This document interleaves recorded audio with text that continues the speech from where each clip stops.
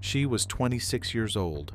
She lived alone in a small apartment in Texas, and just hours after a simple night out with friends, she was found dead under chilling circumstances. Who took Megan Curl's life? And above all, why? Megan Curl was born on October 1st, 1973, in Houston, Texas. From elementary school, her teachers noticed she required special attention. Diagnosed with a mild intellectual disability, Megan was placed in specialized classes, sometimes isolated from other children. But to her mother, Sherry McClung, also referred to as Romero in some documents, Megan was a joyful, curious, and warm-hearted child. She was very sociable, though often faced with teasing and misunderstanding. This rejection deeply marked her childhood. At 18, Megan decided to marry and move to Arkansas with her husband. Unfortunately, this union quickly became troubled. Tensions, abusive behavior, and emotional pain eventually pushed her to leave. She returned to Lufkin, Texas in the mid-1990s. Determined to reclaim control of her life, Megan moved into apartment number 616 at the Fox Run Apartments. She got a job at a nearby food processing plant. It was a simple but independent life, and Megan was proud of her freedom. In the evenings, she frequently went out. She enjoyed meeting new people, music, and dancing. According to her mother, she was primarily seeking companionship to overcome a certain loneliness. On Saturday, March 25, 2000, Megan spent the evening at a popular local club called the Electric Cowboy. Witnesses recalled seeing her chatting with a stranger who bought her 2 drinks. Later, security asked her to leave the dance floor, finding her dancing too expressively. But her night didn't end there.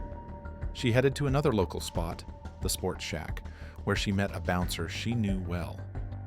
He offered her a ride home, arriving at her apartment around 1:30 a.m. Once home, Megan's neighbor and friend, referred to as Tonya or Kathy in various reports, was out on the balcony. The two exchanged a few words. Suddenly, a car quickly pulled into the parking lot. Megan leaned over and said, "I think that's the guy from the club." She went downstairs to meet him. Tonya watched the scene from her window. Megan was on the passenger side. The driver remained in shadow. She noticed a young Caucasian man with blonde hair, a thin mustache, and gold-framed glasses. At 2:20 a.m., having heard nothing more, Tonya became worried and knocked on Megan's door. Megan barely opened it. Behind her stood the man, quiet and discreet. Megan reassured her friend. "He's a friend from the club." The man nodded silently. This moment would be the last time anyone saw Megan alive. Between 4 o'clock and 4:30 a.m., neighbors noticed smoke. Firefighters quickly arrived and forced the door open. They discovered a small fire centered around the bed. Inspecting further, they made a tragic discovery. Megan was there, lifeless, under horrific circumstances. Investigators determined there was no forced entry. Megan likely opened the door to the person who later attacked her. She wore nightwear she typically reserved for intimate occasions, suggesting a consensual meeting. However, some theories speculate she may have been forced to dress that way for manipulative purposes. The investigation began with her past relationships. One name emerged prominently: Tim Purvis, an ex-partner who had recently been released from prison after Megan testified against him in a prior case. Purvis provided a credible alibi at the time, and no evidence linked him to Megan's death. He died in a car accident in 2003, permanently closing that lead. Investigators explored other scenarios, including an unknown perpetrator with methods similar to certain criminals from the 1990s, such as Glenn Rogers. But again, no concrete evidence tied her case to any serial killer.